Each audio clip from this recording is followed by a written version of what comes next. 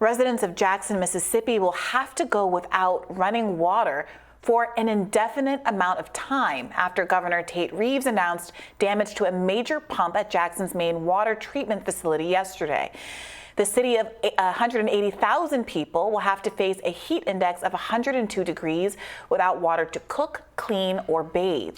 Reporter and CEO for Status Coup News, Jordan Chariton, interviewed one Jackson resident who said the crisis was a failure of the state government. Let's watch.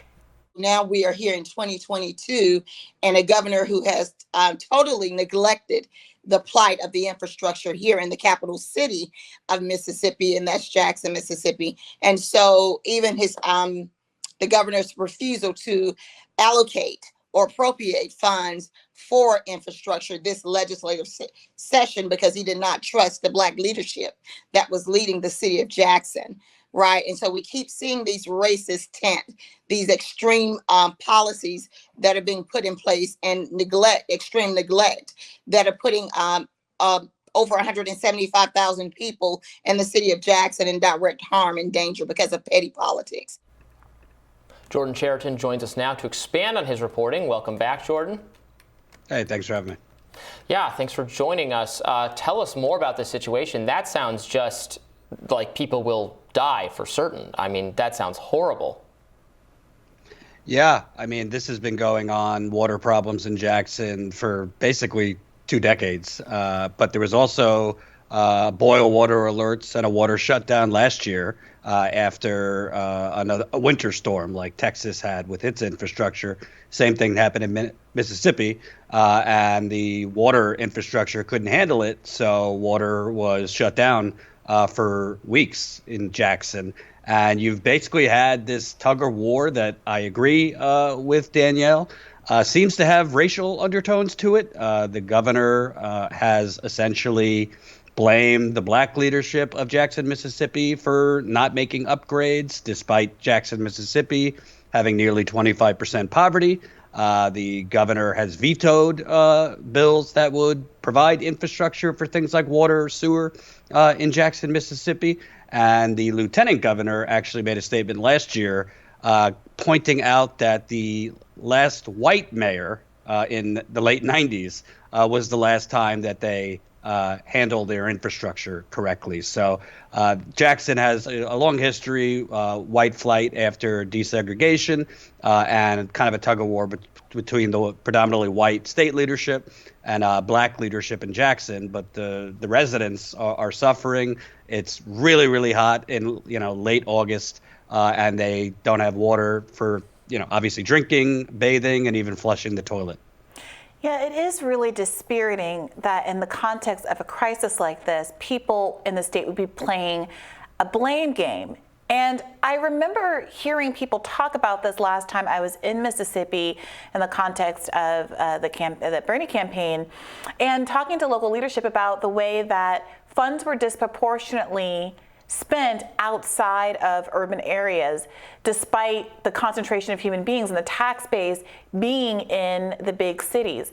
And whether or not you attribute that to race, whether or not you attribute it to the class distribution of people who live in the state of Mississippi, it obviously is a problem to have the tax base of the state not being able to take advantage of the public funding that would be required to prevent a crisis like this.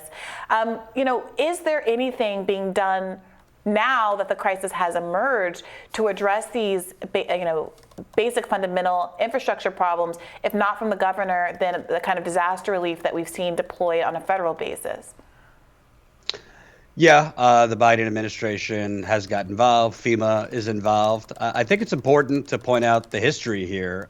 Basically, this governor, there was obviously a pretty big polarizing thing in terms of taking the Confederate flag down at the state capitol a couple years ago. And after that, he went on a veto spree, vetoing a lot of legislation that would have helped places like Jackson, vetoed $50 million for the local hospital in Jackson, has vetoed, just public park money for public parks, golf courses in Jackson, has vetoed legislation that would provide Jackson upgrades in infrastructure.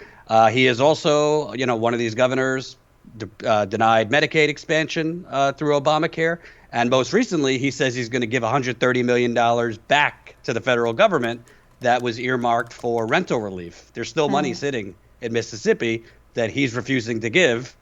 He's saying, it's a liberal handout. We're going to give it back to the federal government. It would disproportionately help places like Jackson, Mississippi. But the levees in Jackson, this flooding came from the Pearl River, are very, very badly outdated.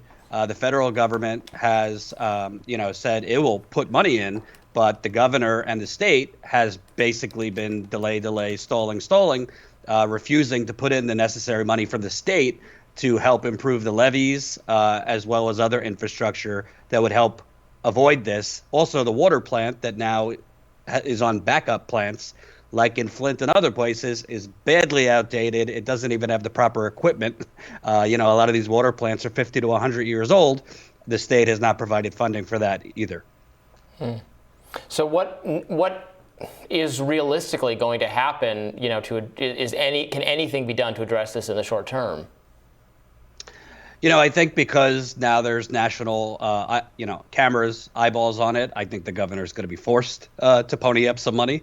He's sending in the National Guard. I believe, from what I've read, there's going to be kind of emergency sessions to put more money in specifically to the plant. They've been understaffed for a long time, equipment upgrades. But that's while the cameras are there. Unfortunately, with these stories, the cameras usually leave after, a week or so. And that's where, the corruption and cover up start. So it remains to be seen. The governor is saying the right things now about, the state helping to provide upgrades. But I think most of it's going to come from the federal government. And we see groups like the Poor People's Campaign on the ground are providing, tens of thousands of bottled water right now, almost, kind of matching what the state government is doing. So it's kind of a TBD. And Jordan, obviously you've been doing such an excellent job covering the ongoing crisis in Flint, even after most of the TV cameras have left. Is this the kind of situation that can be remedied with infrastructure projects in a shorter term?